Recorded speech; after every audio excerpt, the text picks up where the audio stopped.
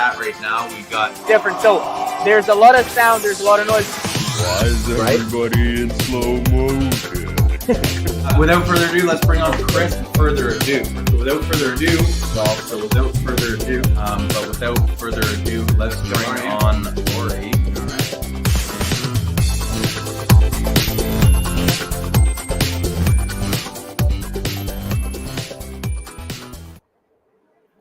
Alrighty. Well, that was a little glitch on our end, so I hope that intro video was smooth for you guys. And welcome to Growin Buds. It's Friday. Yes. And it's 4 o'clock, and the show's on. We got an update from Kurt's Grow Room. Last week we did an update on my GGC plant, which I've now harvested 7 days. How's it dry going? It's dry. It's getting there. I think the buds are a little bit larvae. I expected that. My tent was really hot through the whole grow because it was in a closet. And as much as I tried to get cold air circulating through there, it did probably stay around 28 degrees the whole time. Wow. So That's Celsius. that's what Celsius. I don't even know. 28C. Yeah, Or somebody can do that. It's a Friday. We started our celebrations of the weekend early. We have to learn the American system. Yeah. Canadians are pure.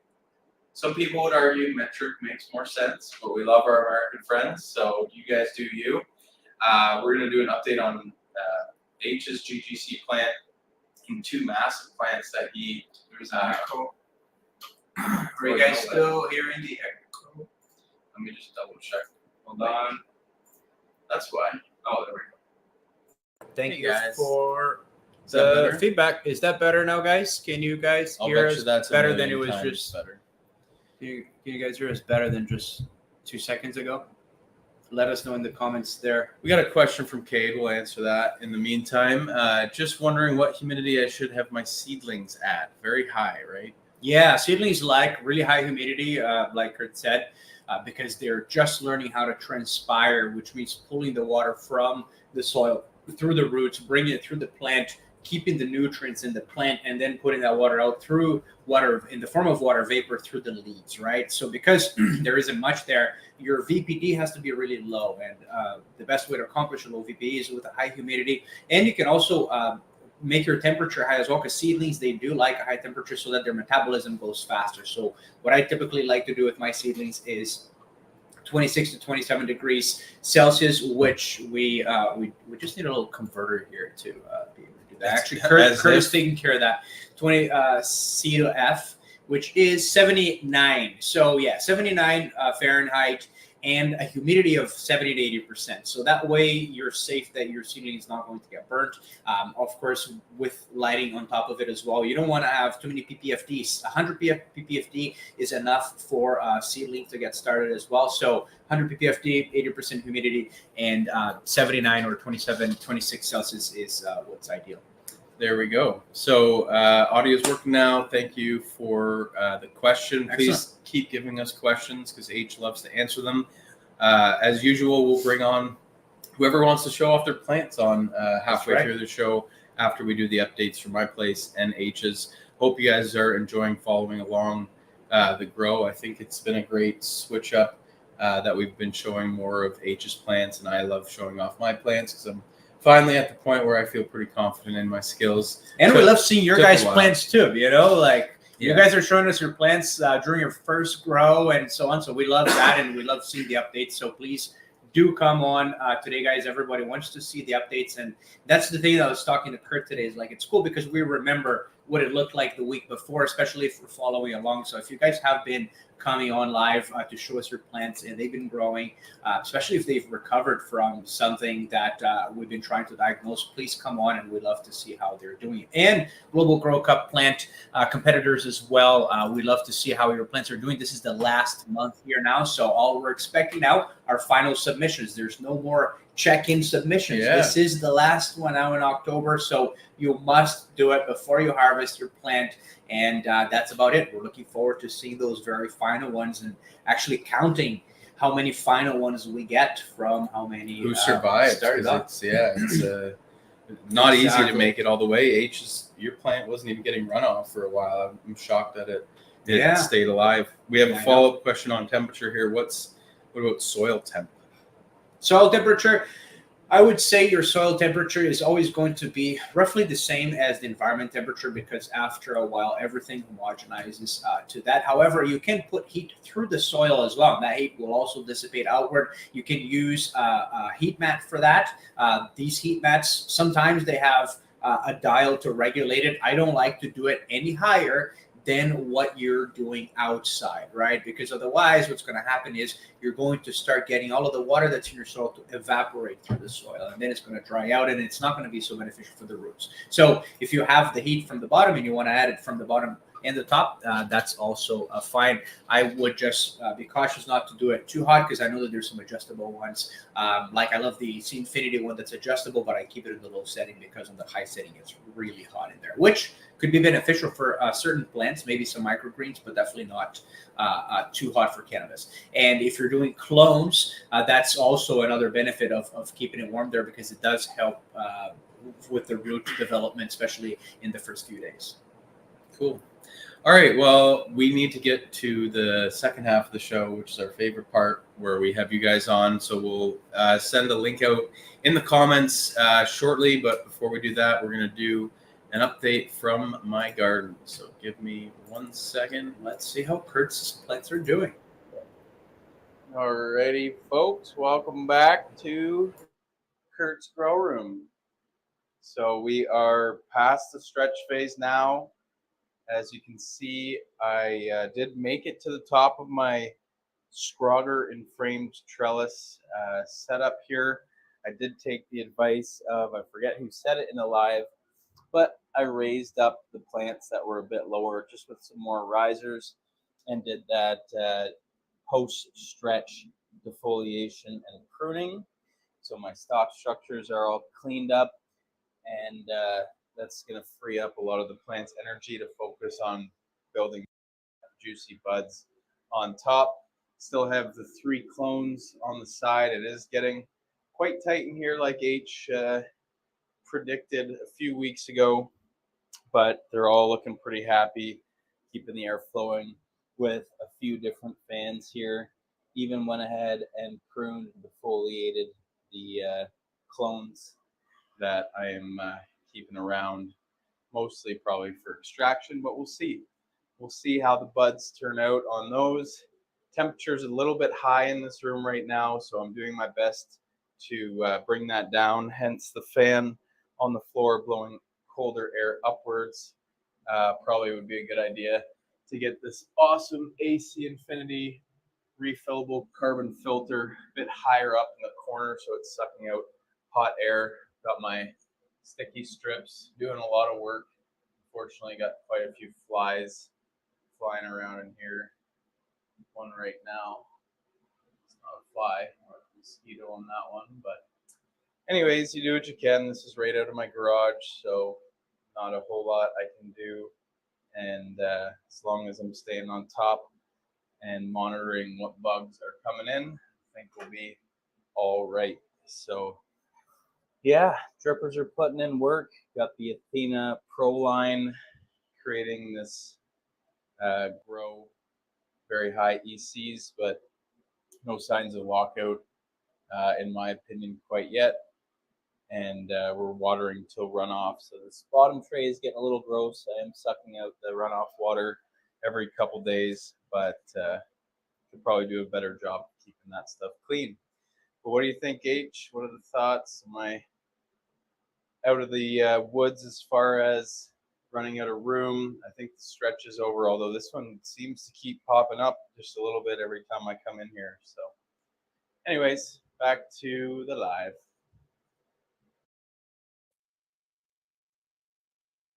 And we're back. How you, Man, those are looking good. Thank you. Because of how much space you have there and how fast those plants grew, you could also just like I'm going to show, on my 3x3 here. Look at in that space you have, like that trellis. If you lower it by half of the height that it has, you can probably put one plant there. The moment it grows, after you top it and you do the BudTrainer method, the moment they just touch the net, you flower it for 3 weeks. you start weaving it through, you're gonna get one massive plant. It's gonna give you a pound plus. Like you got that 14 ounce with the manifold that you did. I think that's Our your little combo key to 1 plant. pound. Yeah. And then on that corner there, you can probably grow one plant as well, where you're gonna do what I'm doing in my 2x4, because you have a bit of a 2x4 space right there. You know what I mean? So you can definitely train one more to the sides. Maybe you can do a main line on it, where you grow the two sides and you just keep them growing, and then you top them, and then you flower it, because then it just kind of like grows out there. So anyways, it's a cool space. Like I got 4 strains in there right now, so hopefully from that grow I'll have enough variety where I can get away with growing just one seed, right? So maybe I'll get Troy to help me out with the scrog in there. Again, that'll take a little bit of engineering, a new frame, but he's very, very good at showing people how to do that. So. Yeah, but that setup you got there is really cool, because it's got like you can move it around so the whole scrog moves with it. And I was even thinking like if I built out a lower outer trellis, because the top ones make it through the top no problem, but then you got a bunch of branches coming off the side that need to be supported more from a lower So what I have done before on my outdoor one was put the trellis net, so you have the top trellis net for the first like maybe foot or 8 inches. You have 2 squares of trellis net going around like this. So then the ones that come off to the side, at least they don't go down, so they have that trellis net to sit on over there. But with that space too, you could do an upper layer to your trellis net, which is the widest one and covers your entire wall to wall. And you can grow one plant like that. That's going to be a 1.5 pound plant. Yeah, maybe we'll have a competition to see how big an indoor scrog you can do there. Yeah. Troy, I mean, he's got such a nice space that he just kind of keeps them to 4x4s. But I wonder how big he can make it. I mean, he'd be the one. Well, yeah, because he has all that that record. Space, yeah. I wonder if he'll do a scrog school one day where he's just going to grow one massive plant. Like the stakes are so high at that point, because like if anything goes wrong with that one plant, but that's what makes it exciting. You're done, It's like you gotta be there every day. We got one more update, and then we're gonna start bringing people in. So we have Mike is back in the house. He's doing that sea of green. Yeah, sea of green, which is a slightly different. Kind of looks like a straw, but it's got more than just the one plant. And then we have. Looks like a new visitor as well after Mike. So let's do these check-ins with H real quick, and then we'll get to the fun part, which is hanging out with you guys. So let me do this again. I'll get better at this one day. Have it all queued up and ready to go. There we go. First things first, let's check out my Global Grow Cup plant, which is very close to harvest time. Just checked the trichomes today. They're not quite ready yet, even though the pistils all started turning brown already. And we're getting a lot of tip burn here as we're seeing these leaves. And that's because I wasn't being able to run water through my media because the roots were so tight there. However, what did happen this last weekend was that I ran out of water for a little bit and the plant started going a little bit droopy. But I caught it early enough, and the roots in the bottom, they had shrunk just a little bit, and that was enough for the water to start going through and getting some runoff. So since then, the runoff started going, which means I'm going to leave it for another week until we start seeing those amber trichomes just starting to show up. Right now, there's a lot of transparent. Half of them are on the milky side, but 0 amber, which means that we still have a lot of room for THC to go into those milky trichomes. The moment I start seeing a few amber trichomes pop up, that's really when I like to harvest, because that means I'm getting my THC trichomes as filled as possible. So that's probably going to be next week, or the week after, let's see. But I'm betting that next week we're going to be chopping this lady down here. Again, this is a strawberry banana grape strain, and I started flowering this, when was it? Beginning of July. Or July, August, September. No, so the beginning of August. So August, September, October is going to be the 3rd month, so 12 weeks. It is a late flowering strain. So that's why I'm expecting it to go another week or 2, which is really going to put it more closer to the end of October for harvest. So that's that one there. She's still sleeping. I already dialed down the nutrients a lot. And let's go to the next end here, which is a 2x4. And we have our AK Do-si-do or Alaskan Do-si-dos here. It's already into the flower. Sorry, this one is still in the veg stage. I'm going to start flowering this weekend because there was still some space here for us to cover on this net. And as you can see here, this one side kind of caught up already. There's still some room on that side here. What I might do is top this one last time, let these catch up to the other side. If you want to show over here, Kurt, on this side where the fans are, we're going to let these grow a little bit more. And then I'm going to switch them to flower. But I'm going to switch right now because it's going to be another 3 weeks of growing branches. So in 3 weeks, I'm going to continue or finish tucking them. And then they're going to grow up. I expect this plant to come maybe up to here or even here after it's toward the end of flowering. Got the rectangular scrog pretty much going. Yeah, well, with a 2x4, right? It's actually kind of hard when you're doing rectangular like this because I have all of these branches coming off this way. So now they're bending over. So this one here is coming completely to the side. I'm actually going to tuck it under one more time here. There we go. It's already making it there. Then there's the side branches, right? These are ones that are going to become little colas themselves. And I'm actually going to keep tucking them out so that we have a lot of light penetration, lots of airflow coming through as well from this fan that we have going here. So this one Did you is have a little bit of a break on the main stock there? I did. Actually, when I was training, it split and I very quickly caught it. So I put it together and I put some of this tape over here, which is something that people are going to start hearing about very soon. And it worked really well. The knuckle was already starting to form, and I think it just healed right back together. So now we have a few more branches that I think I can do a little tucking here. I'm gonna put this one out more, put this one here out more. I really understand why scroggers love scrogging because there's something truly magical about tucking. You know, it's just so pleasant. Everybody should try it at least once. There you go. This is not a true scrog, by the way. This is just a trellis net, really.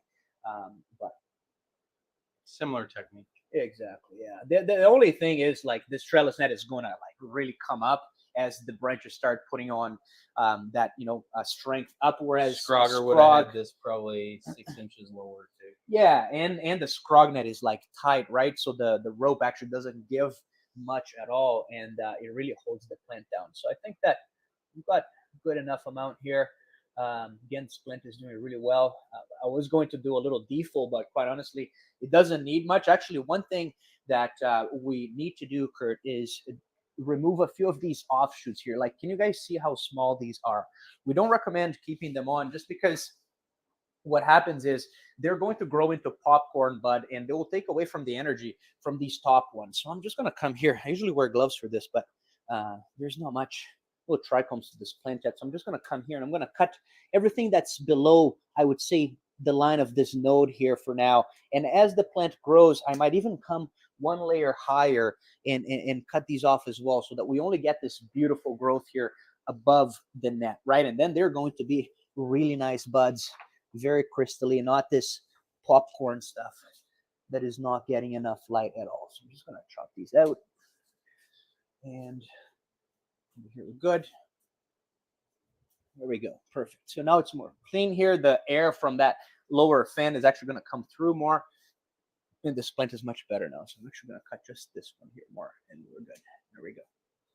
Perfect. And that's good now for, I would say, another couple of weeks. I might come here. And after the stretch, we're going to be definitely doing a big defold. But now I'm going to be doing the switch in a couple of days just to let it recover from this defold. And then it's time to switch it and let it go through the stretch phase.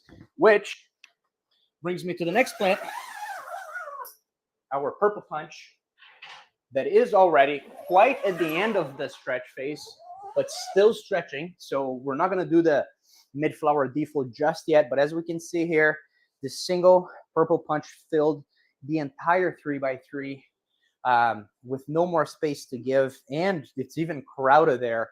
I could have probably filled a 4x4 with this much bud if I had, spread them out with a trellis just like we did here. So next week, there's going to be a lot of defold. We're actually going to be spending quite some time in this tent here, cleaning up a lot of this bottom stuff. We're not going to be cleaning up just below the trellis net because the trellis net is pretty high, but I could say we're going to pick a spot around here and we're going to clean everything up below there so that we can get more airflow. You can even see the fan at the back there, but that fan is actually going to start now blowing a lot more air through, which is going to help because the exchange of CO2 with the oxygen happens at the lower part of the leaf, not at the top part of the leaf. In fact, if you only have one fan, we have two here, but if you only have one fan, it's actually more important to put it at the lower canopy versus the top canopy, because at the top, there's no exchange of CO2. This one here does help, however, cooling them down a little bit. So yeah, this plant's looking great. I'm very happy with the result. It's Did going to you yield. count how many tops you have yet?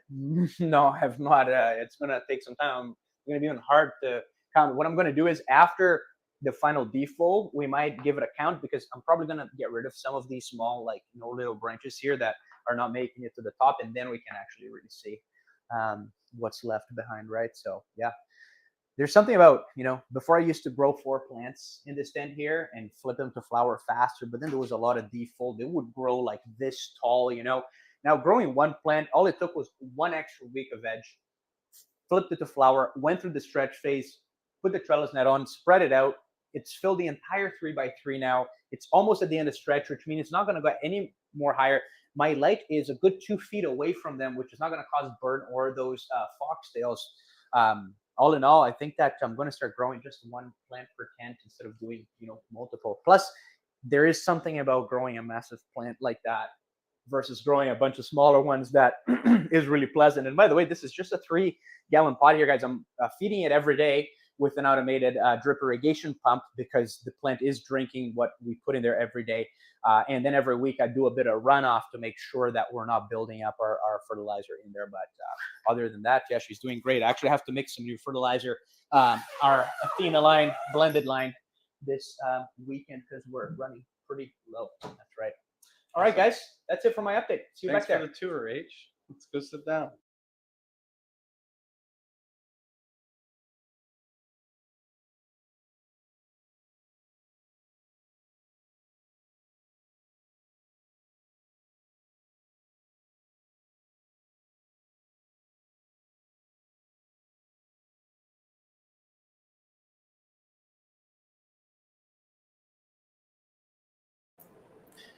All right, thanks, Mike.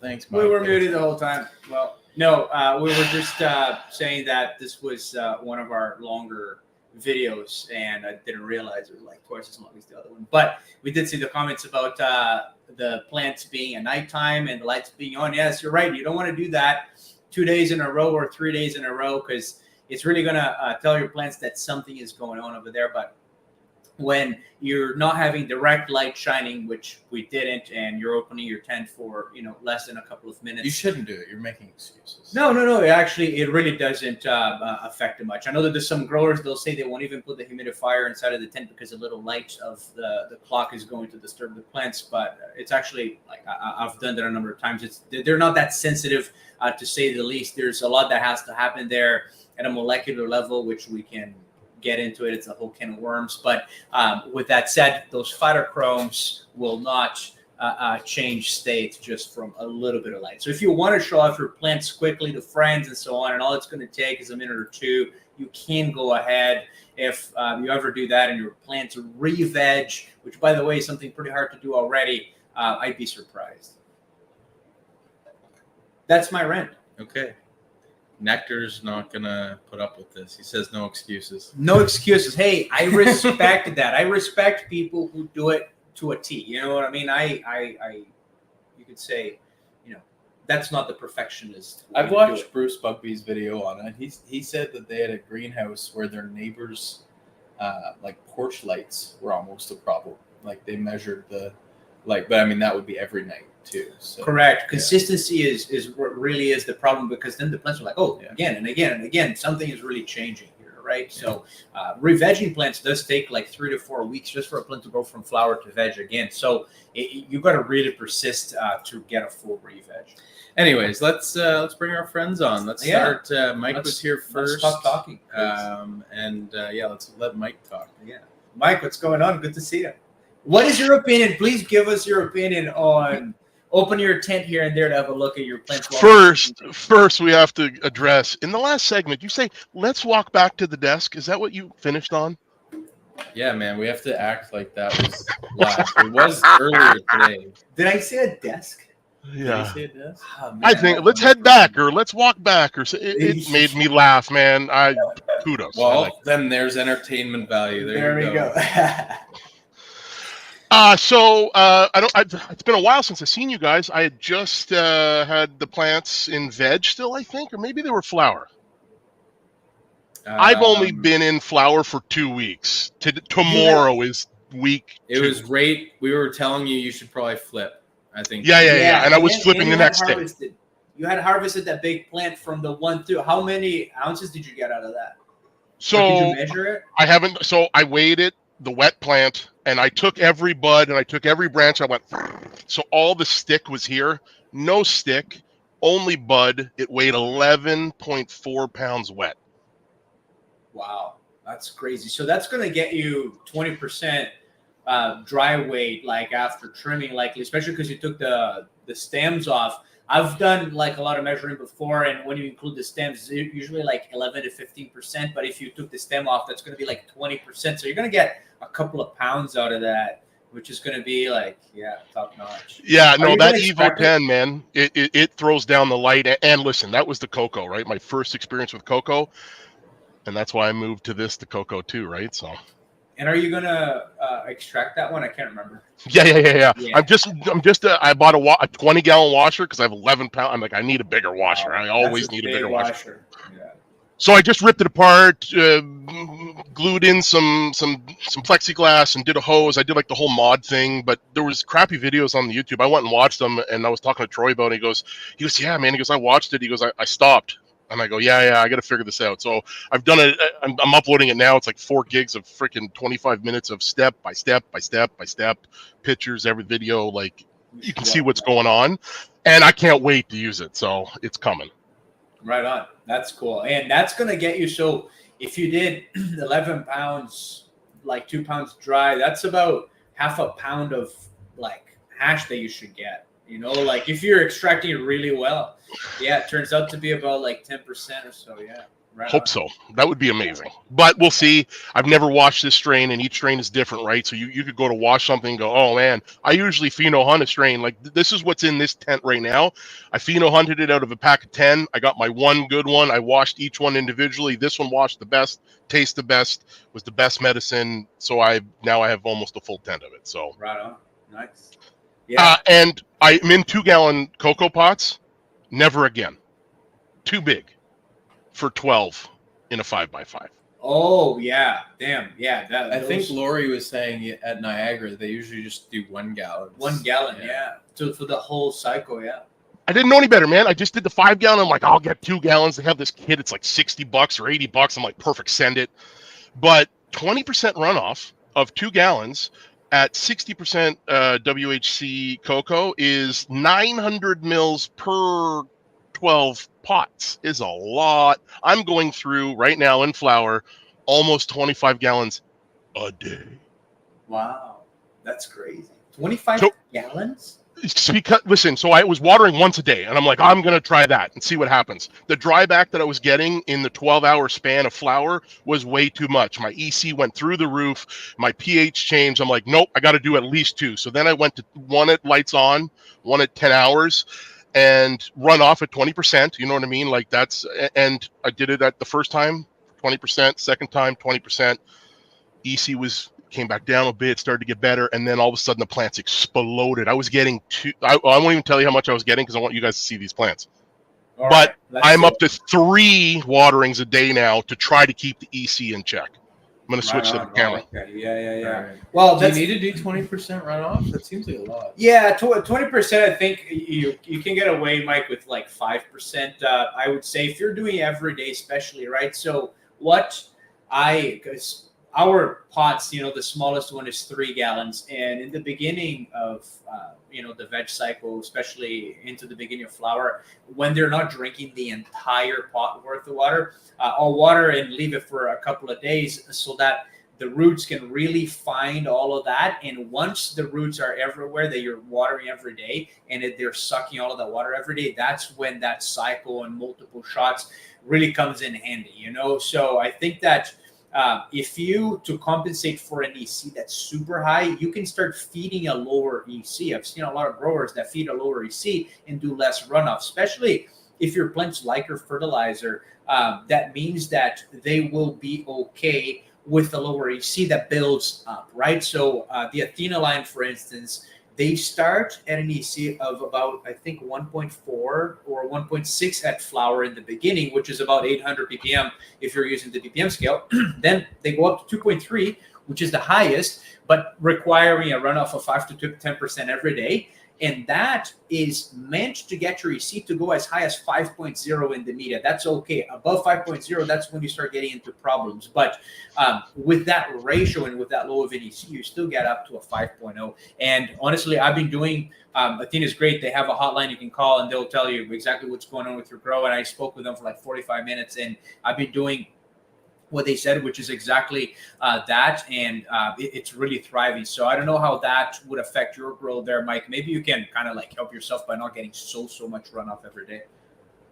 Well, listen, I would like to use less nutrients, but so I'm putting it. I've got it at 3 a day, and it's still going from 3 up to 4.8. So I'm gonna have to do some things, man. I got to change it. But first thing is changing is this next run. 1 gallon pots for sure. Yeah, no, for sure. And here's the thing, right? Like with, say, when in agroecology, the way they would feed it, they would do exactly what you're doing, but the runoff would actually go back into the original tank. And every week they would go back to the original tank, measure everything, remix it, make sure that it's properly done, you know. And by the end of the week, usually the tank was all gone, you know. So it was kind of like a recirculating system where you're reusing that runoff. Yeah, I was thinking about doing that and adjusting EC and doing something cool, but listen, man, I'm ecstatic of what's going on. So last time you guys seen it, I had just put this trellis net up over top of the plants because you guys didn't see the trellis net. I put it like day 2 of flower, and then it started to grow and started to grow. Wow. And then I put a second trellis net on, okay, and it keeps growing, and it's 2 inches a day. It's growing. That is nuts. And what week of flower is it? I'm day 13 today. Wow, you still have quite a few more inches to go. These plants are going to be massive buds up here, man. Like they're so big. I'm loving cocoa. You should try to do like 12 bud cups. Yeah. Listen, that's yeah. I got gallon jugs, and then I just seen a 3/4 gallon jug. So those 3 plants are the ones that I watched last time. These ones are better structure. They're probably a little bit smaller. Now, listen, these ones outside of the light, they're way outside. The light stops probably about here, right? So but they're up on risers, but a different cultivar altogether. So not a different pheno, just a different cultivar. So this one's the queen, and this one's HGTV unreleased by Copycat. And listen, man, I don't know. I don't know what do I do here. You go higher it's going to be past or no? So this is how much light space I have. Wow. Can't really see much. Yeah, it's kind of. Oh no, you can't. Contrast. Yeah, How about now? Yeah. So it's like I could get another 1.5 inches maybe, but that goes right to my rafters, right? Like that's a tall tent. Now. Yeah. I'm thinking about trying to figure out I can lower this one more like that. Oh, it's on tables. It's on a table. Yeah, see how this is here? Oh, so I can lower this one more, but that's when my dehumidifier, the heater's over here. Maxed out on space. Well, the heater's actually already outside the table too. But yeah. Yeah, I like the table thing. It's got to make your back feel better when you're working on them. I have to. because I can get the chair right here and sit on a rolly chair and like turn and twist and get right in here. Because I've had to clean up quite a bit, and that's why I usually do this before flower. But like I said, I did that trip to LA, had a bunch of stuff on the go. But I was like, you know what? I'm going to clean it up because I'm like, I want to slow down the plants. Yeah, it's when you introduce the late high stress training, just to slow things down. Yeah, just in emergency situations. Everything. No, but they're looking great though. Yeah, you're gonna get great, you're gonna get a crazy yield out of that. And the thing is, like, if you're extracting it, you don't really need to do too much of the defol and all of that stuff, because in the end, the larvae bud or not, you're going to extract everything. You know what I mean? So I like to do the defol and like that crazy training for the big top colas to consume it, like, because I love to smoke. And if you're going to extract like big buds, they actually trap the trichomes. It's harder, right? So if you're going to be extracting into hash, sometimes having something more spread out. I, for example, just extracted a plant that grew. We did the whole training, but it just grew the entire plant all the way to the top. Very small larvae buds, but they had tons of trichomes. So it was perfect for extraction. Froze it fresh and extracted, got an ounce of hash out of it. And if I had dried it and kind of like trimmed it, it would have turned out to be a 3-ounce plant or 4-ounce plant. So all things considered, managed to extract quite a bit out of it for the hash. And it's really, really good. Curtis can attest to it. Yeah, well, yeah, that's why we're in space right now. So. All right, Mike, thank you very much for the check-in, man. Hopefully we'll get some gaming in soon. I've migrated to NHL, so I know you're not a sports guy, but COD's coming out in November, I think. So Yeah. No, 25 days, less than 25 days.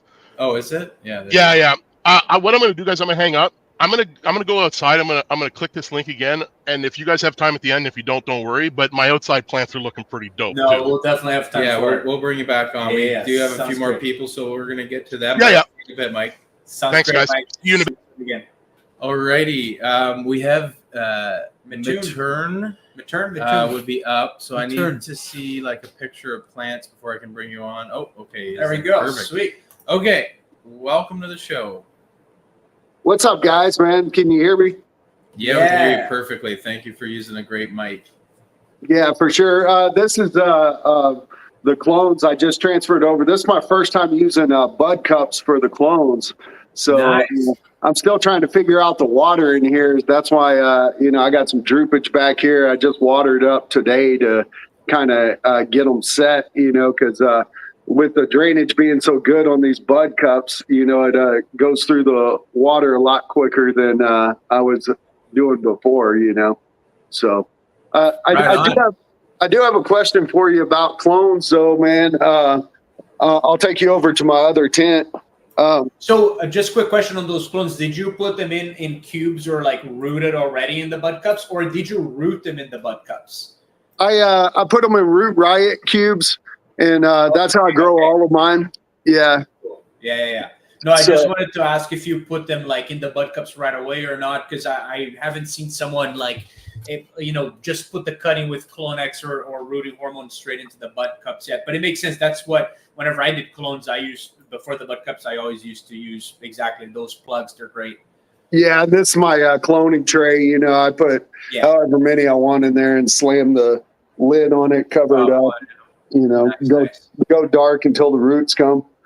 Yeah, I'm an old agronomist, so I've messed around with a ton of plants before, like I still have my cactus and I have coleus up here, and some ivies and stuff for my wife. There's this is a bud cup too. I'm growing. I grew this from seed straight in the bud cup. Just starting off, it's devil's claw, which a lot of Native Americans use for medicinal purposes and stuff like that. But I've never heard of devil's claw. That sounds pretty cool. I like that name. Yeah, it's got me like, I want to kind of try that one. Is that like a hallucinogenic plant? No, it's not. It's actually was used for like an aspirin for the Native Americans. So, but I'm just growing it out because I like to grow weird shit and see what happens, So nice. There was a friend of mine that had seed pods. They also use the seed pods to make baskets because you have to look up devil's claw and see the seed pods, but they're pretty gnarly, So, I do have a question about clones, though, man. I've always just pulled clones on my own. I haven't done any research or anything, but these are some other plants I have that I'm going to pull clones from next. And I wanted to know, is it better to take it from the top of the tips here or to get like some of the lower ones that have smaller stalks? Yeah, great question. So Wherever the plant is closer to the light, there's more auxins, which are the growth hormones, at the top over there. So that's why people famously, when they're topping their plant that they planted from seed, you top that plant and then you clone your top, and that top turns out to be a very strong clone. So with your plants there, how many clones do you want to get out of them would be my first question. Yeah, so really, I'm just these are some other plants that got out of control, so I'm looking to send them outside, and if they survive and flower, then good. If not, then I'm done with them, so I want to take 4 clones so I can choose the best one of each and grow that out for my new mother and flowering, but so I'm not looking to get that many clones, but I have a overabundance, so. Well, there we go. So because of that, I would say go for those the healthiest buds or tops that you can get, because those are the ones that are more likely to succeed. And not just that, when they succeed, they're actually going to grow more vigorously. Like if you were to take a top one and take a bottom one, and if you have time and the patience and the curiosity, take one bottom one of each plant just to compare how they do with the top ones, and then you'll see the difference. And sometimes I've seen runts take off, especially from seed. Sometimes there's a little runt and then all of a sudden it just goes over the other plants, but likely the top ones are going to give you better results, and especially because you're not taking 50 clones from each plant, then I'd really go for those tops. And on top of that, at many places they take very small clones because you really have to fit into that small place. But the bigger the clone you take, the more of a head start you get on your growth cycle, so you don't have to take very small clones. You can take bigger ones, as big as your lid goes, because then that way it gives you a bit of a head start as well. And how many nodes should I leave on the clones? So yeah, that's what I mean by try to get clones that are as high as they can go on your dome, because that way you're getting as many nodes as you can. And the other tip is always make sure that when you cut your clone, you cut it at that 45, right? You might know that already, but make sure that you're also cutting off one of the branches that you're going to stick in, because where a branch is growing, if you cut it off, there's a lot of hormones there. That's where your roots start growing out of most times. So what I always like to do is I take the clone, and then right close to the root where you're going to put it in the plug, cut one branch off. Where it's open, put a lot of root gel in there or rooting powder, and then you stick that in. So if you have that spot in there, that's likely where your roots are going to come out of first, and you get them rooting faster. And then you can get 4 or 5. I've taken clones with 8 nodes before because they were so compact, right? Okay, so if I were to cut like right where my thumb is. Yeah, remove that shoot. Maybe a little bit lower, even a little bit lower, okay. So that the shoot, so that a little bit higher than that. So basically think of your node there that you're going to cut off being in the middle of your plug. Okay. So you have it there. You want your plug to be here, and the node is right in the middle of where the plug is going to be. You cut that, make sure that there's one node inside of the plug. Cut, of course, so that the roots can start coming out of there a little bit, because the skin of your plant is a lot more rough, right? So when you cut it, now you're exposing it. And it grows a lot faster as well. And the rooting gel will stick really well, especially the powder, because when you cut it, it's wet, right? You put a little bit of powder there, it really cakes up, and you can go to town on that as well. Now, one thing to consider, you showed me some leaves there that look like they have a bit of a magnesium deficiency at the very top, or perhaps they're just getting too close to the light. I would choose... maybe if that's the toppest branch, maybe don't go for that one. Go for ones that are as close to the top as possible, but as healthy as possible as well. Okay, because that is not going to give you a good head start, because you're starting from a place of a nutrient deficiency. And when you're doing clones, those first few leaves that you have, they actually feed nutrients to your plant, which is really important. So if you start with green leaves and you end up with a nutrient deficiency in your cloning station, at least your leaves are going to yellow out because they're giving those nutrients to where the plant needs them most. Does that make sense? So you don't want to start with a nutrient deficiency, because otherwise your plant doesn't have what to give to that clone in need. For sure. So if I start with one of these down here, I'll be better off, because these are darker green and no signs of nutrient deficiency. That's right. Yeah, it looks like you're having at the top, because either it's an immobile nutrient, which is harder to fix. They're usually the micronutrients, or they're close to the light, and that's stressing your plant out a little bit. That's why it gets that curly sort of shape on the leaf, and it looks like it's clawing out. That's likely because of a little bit of heat stress. But the other plant, the right beside it, those tops at the very top, they look really good. So just get the very top ones there. You know what I mean?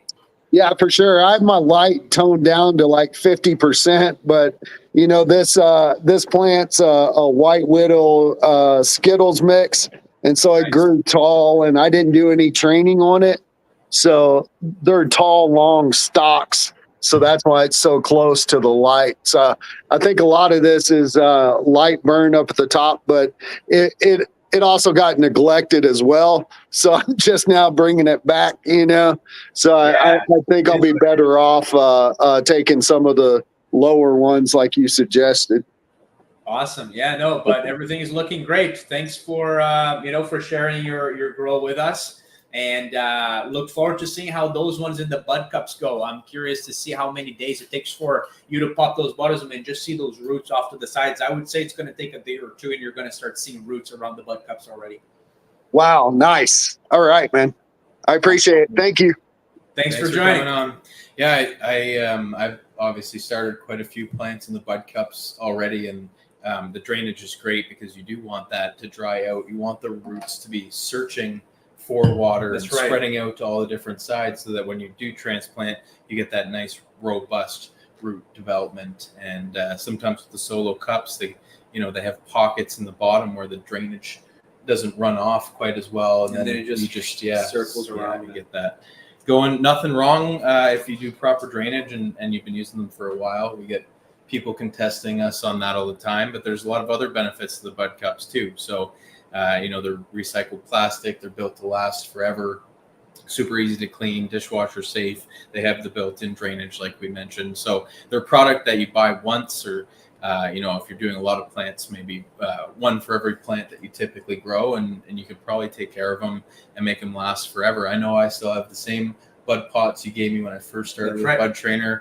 Still have my first set of clips, right? So if you take care of it like something that's a one-time use product, it'll be a one-time use product, right? But if you take care of it like your light or your tent, you clean it between grows, you're gonna have high-quality products for a long time. So yeah, and no disrespect to the red solo cup growers. Yeah. Hey, if you like growing red solo cups, all the power to you. Some people like what they like. We like the bud cups, less waste. Let's go to Brian Newman. We have Fireman Sam up after that, but he asked for a little bit of a break before coming on. So let's go to Brian before Fireman Sam. Oh, wow. Look at that plant. Wow. Hey, how's it going, guys? Can you hear me all right? Excellent. Yeah. Yeah, I think I'm on the final week, maybe 10 days. I'm not sure, but almost there. You made it. Yeah, it's looking great. I got to say, wow, those buds are big and consistent at the top. They're heavy too. You can see that they're already starting to like weigh down on the trellis. And that's the funny thing, right? Like looking at a plant like that, you're going to get a good 2 to 3 ounces of dry weight out of that if that's the route you're going to take. And not too bad for, a competition plant, right? That we thought was just going to yield a little bit. Yeah, no, I'm thinking 3 to 4 ounces. Right on. Yeah. Hey, I'd love to hear. We didn't make that part of the competition because it's the easiest way to cheat, right? Whereas putting a tape measure beside your buds and your plant, you can't really cheat on that. But with that said, I'd love to hear your, true answer as to what the yield ends up being after when you come back. I really want to know what that plant yielded. Oh yeah, I'll definitely keep track of that. Yeah. But what are you feeding it now? Are you still on nutrients? What? Tell us what's your schedule right now and what it's looking like. I'm using Athena Pro line. So I just started the fade using fade 2 days ago. Very nice, man. No, yeah, and the fade. I think they introduced the fade to help with the terpene development, right? Because I guess the nitrogen might have been a bit high without the fade. But no, you're looking great. This is a plant that's probably going to hit as close to the max score as you can. It looks like it's hitting all 5 criteria. It's amazing that they can survive in this. Mine looked similar to yours. I think yours is bigger, but all those fan leaves are drooping and losing their color super fast because the plant's just probably begging for nutrients, right? Yeah. So this may not look as happy as a plant in a bigger pot, guys, but like this is what it takes to make it to harvest in a 16-ounce cup when you're trying to maximize bud size and do all this training as well. Now tell us, are you being able to get runoff through that cup? Oh yeah, yep. Yeah. Every- Okay, that's good. Nice. That's I think there's about 50 waterings a day. Wow, 50. That's crazy. amazing. Every half an hour you're watering it. Nice. Yeah. Well done. No, Yeah. it's like every 2 hours, but it's got to. It takes like 10 shots for every 10, 20 Every seconds. time you water it, To keep Yeah, these. yeah. Yeah, well done. I know, it's been a long journey. So obviously fought some challenges along the way, and you made it. And it's we're going to have the number of people who made it by the end of this month, or I guess after the end of this month. That's right. And we'll be able to release how many of the 187 survived. Mike was on earlier. He looked like he was doing very well in the veg stage, and both him and the missus lost. And we'll bring Mike back on to show off his outdoor grow, because you can't beat some of those plants. That means don't get too comfortable, Brian. There's still 10 days to go. Yeah. I know. Right? I know. Yeah. Luckily, I got pretty much all the Wi-Fi things. I check it every hour on my That's phone. great. There we go, just in case. Yeah. Man, it's almost like taking care of a newborn baby. Right? At this stage, Yeah. right? Like with the monitor and everything. Yeah. Yep. Yeah. Anyways, all right, Brian, thank you so much for showing this off. Oh, he's There even it got the baby camera. There is you a go. baby camera Perfect. there, yeah. There's no screwing around here. Yeah, Yeah. this All right, is Brian, probably- no, awesome. Huh? This is the biggest one I think I've grown inside here. Right to be on. honest. Well, there we go. Yeah, I said that about my I think we have GGC 2 plan or too. 3. Yeah, hey guys, maybe we've stumbled onto something that if you can really dial it in, maybe you only need 16 ounces. Right? Yeah. Maybe even Well, and that goes to show you, like a 3-gallon pot inside of that same tent there, like that. You can grow a plant so much bigger, right? And that's why I personally, we sell the bigger pots; they sell for more. But I honestly would rather recommend you guys use the smaller sizes, because you spend less money on soil, you spend less money on nutrients and water and everything else, right? So yeah, But depends on yeah, the needs. yeah, I'm only using about a gallon a day, so Yeah. right. I don't have. No, I good got a stuff. train to run off by hand. That's about the only thing. That I don't Right. know how to- Yeah. Yeah. Well, great work, and good luck once it comes down to judging. I think you've got a great chance here at coming in that top 10. So, All righty, Brian. Thanks for showing up, and thanks for sharing. Yeah, no, thank you guys. Have a good weekend. Have a great week. Have a great All right. weekend. see you, Brian. We have I think Fireman Sam's ready. Yeah, I see some movements. We'll bring on Fireman Sam, and then we'll wrap up the show with the Mike coming back on and a quick giveaway. Yeah, that's right. All right, Hello. Fireman Sam, what's going on? How are you doing? Excellent. How are you? Yeah, not too bad. Gonna have a late one tonight because if I'm the other side of the pond. Yeah, we always forget that we've got fans even in Australia too that are probably sleeping right now. So thank you for staying up for us. Need to get in here and play tie up. I started with the fishing line to tie up all the top colas because they're just literally starting to, as you can see, flopping over everywhere. But this is that tester, and she is turning out quite well. Had some issues with the feeding, as you can see with the leaves. Right on. Yeah, just a little bit though. It doesn't look like anything's too bad. But the thing is, it's in a 15-centimeter pot still. So it's not in exactly a lot of cocoa either. And it's got pebbles all mixed into the cocoa as well. Because it's a 60-40 mix that I buy. Oh yeah. And then we've got Yeah, this I guess 4x4. we need runoff over there. Like if you're getting a bit of a deficiency, get like just do a wash through it, and I think it might. Yeah, that's what I do. Is I literally flush through tomorrow water and bring the EC down because of it's hard with the EC and that because of it just literally rises quite high sometimes. It has done. That's where the problems that I had. Literally, the EC at one point was coming out at 6.0. Because I've managed to get myself a new EC meter that actually does tell me what EC is now. Yeah, And I'm 6.0 looking is definitely behind. How many plants are in that tent?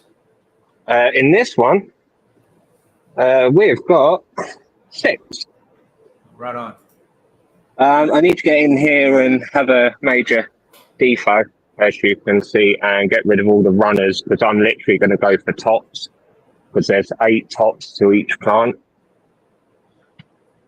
to bring down the humidity because of I've got the dehumidifier there running on full whack all the time just to try and keep the humidity down. Right on. No, beautiful. Yeah, I love the white inside tents. Like it's just Yeah, because silver's horrible. That's the thing. I don't like it. Look at the difference in reflectiveness. Yeah, and it just feels cleaner. And then, yeah. That's the thing. They are really clean. These are a British company. These tents that I've got here. Right on. And then we got our AC Infinity. I like the oscillating fans. That looks so much cooler than regular. Oh, there's enough fans in there. There's that one. There's 2 up the top. And then we've got down the back there hidden. There's another AC Infinity fan. There we go. Yeah, they're well looked after. And then we got our 8x4 tent, which is filling out quite nicely. Oh yeah, beauty. It's crazy how small they were not just a few weeks ago. Yeah, I was about to say, that's what I mean. A few weeks ago, they've got a bit big. And the thing is, they're being bottom fed. So I've literally been filling up the bottoms because I haven't had the time to finish off the system, which that's happening tonight. Right on. Nice. And all the roots are popping out the bottom of the bag. So I think I might have an issue come the end of this run that the whole entire bottoms will be full of roots. Oh, I believe they will. Like even with our pots, which are like super thick, but I'm loving the fact too much, they still grow a little bit. But yeah, I'm loving the fact that all the tops all dry and that the pot is actually moist. Yeah, you see, I like when the top gets wet because then you get root mass on the top as well instead of like just at the bottom. So it's kind of like the cocoa doesn't wick as much as say soil does. But in the end, when you're growing a plant in a small space like that, they get so much water already. You just got to be careful with root rot or things like that at the very bottom. Yeah, I was about to say pathogens in the roots. That's why I let them dry back. That's why I do dry backs on them to help with that. Right on. Yeah. Well, as well, go ahead. As well, got a new AC Infinity clone dome. Oh, nice. There you go. I decided you just to can't fill get it out. Plants, this is the pheno hunt. So literally, I'm take 2 clones of each because of just in case some of them don't make it. Yeah. And then basically get rid of the ones that ain't the strongest. Right on. No, that's the way to do it, especially if you have space for it and you can take that many clones. Why not? I just love these setups, man. You got a lot of work to do. Oh, yeah. Yeah, so I was about to say, it's a full-time work. Yeah. All right, Fireman Samuel, thanks so much for showing us your plants. We'll get Mike real quick here just to show us his outdoor plants so we can do the giveaway. And we're already pretty much at the hour here. But thanks again for showing the progress. Love to see the plants. Thank you very much for having me on. Soon enough, you're going to have another full tent to do trim job. I was about to say, the dry tent's empty at the moment. We need to fill that up. There you go. All righty, man. Have a great weekend. Guys, I did get the giveaway started. We're going to probably get kicked off of Instagram in a second for the one guy that's still watching over there. Come over to YouTube and Facebook And it's probably going to end right now. Anyways, for those of you still here on YouTube and Facebook, hashtag GGC is going to get you in. Reginald, the mechanic fool, has a request and says, you guys are all winners just for being here and to let him win the competition. We have 22 people in already. So if you want Reginald to win, don't type hashtag GGC into the comments. Right. But if you want a $25 gift card, please feel free to put hashtag GGC in right now. And we're going to go back to our boy Mike, who's outside in Ottawa. My mic's not the greatest here, but you guys can hear me? We hear you great. Perfect. 25-gallon pots, baby. The old right on. Ones. This is the best one that turned out. Holy, look at that. Look at the size of that. This one has got the weirdest bud structure. I grew this inside. This is the plant I took the clone from that I grew the 11.5 inside, and it is completely different outside. It doesn't even look like the same plant. Wow. Crazy big though, eh? Yeah, and then this one got a lot taller off of the screen, and I left this one. I didn't defoliate anything. I'm like, I'm gonna try it. It was all right. Let her go. Let it grow. But this one is the best. Did you name them or no? Probably should have. But this one, man, oh man, is beautiful. Wow. Purple. Turning out. Is it focusing here? It's taking a second. Yeah. How are the trikes doing? You think you're going to make it in time? We're getting into October now, man. Cold. It's got to be colder up there. It's cold. It's starting to get cold this week. This plant is probably the furthest along, and the other two need a little bit of time. But you know what was funny? I noticed the other day I was out here, and the sun comes in because there's no door here. And the sun was coming here, and it came right to here. It is the worst part of the plant. It is so much better. You can see sort of that line. Yeah. Here. Yeah. The plant that's under the UV protected white shelter logic is way healthier than this stuff getting the direct sunlight.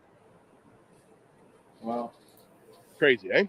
Yeah, it is. Very different. Are you going to extract those as well? Yes. That's why I got a 20-gallon washer, sir. You think Mike's going to trim all this? Come on. Yeah, good point, Curtis. Well, look, I've been defoliating like as I go, like just every time I'm out here, I take it like I just, you know what I mean? Just because I'm going to have to take it off anyways, and this is the time, right? But yeah, this is 20-gallon. I did one plant here last year, and I was like, and then I found out the freeze dryer is so much better, so. Yeah. Well, no, man, that's looking good. You're going to have enough to get you through the winter for sure. So. Oh, yes, sir. Yeah. But pretty plant. This is all Gaia Green organic, so it fade is real nice. Do you make your own soil now with all the leaves that you're getting defoliated? Like, are you repurposing that stuff, or you just compost it? No, I just get rid of it. I usually leaf blow it into this field right here.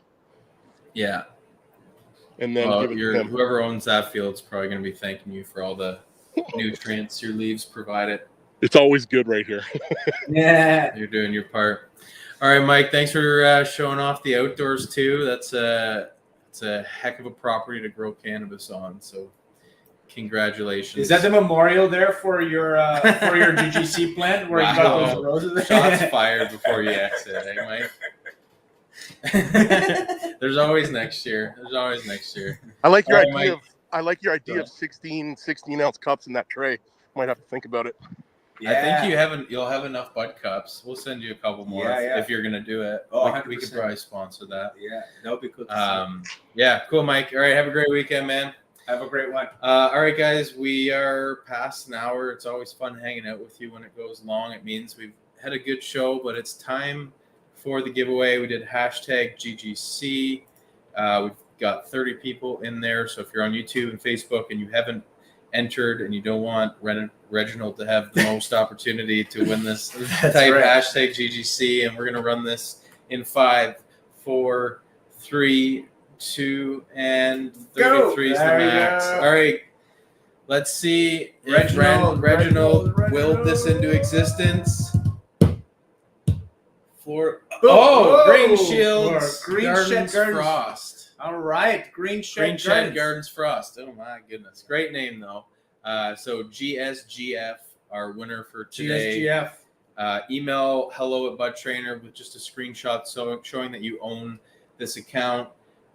Thank you, people, for tuning in and staying with us for this long. Enjoy your weekend, guys. Yeah. It's still nice here in Ontario, but that's not going to last forever. Fall's already started. Yeah. But that's a nice season. I love it. Yeah. Well, guys, have a great weekend, and we'll see you next week. We'll see you next week.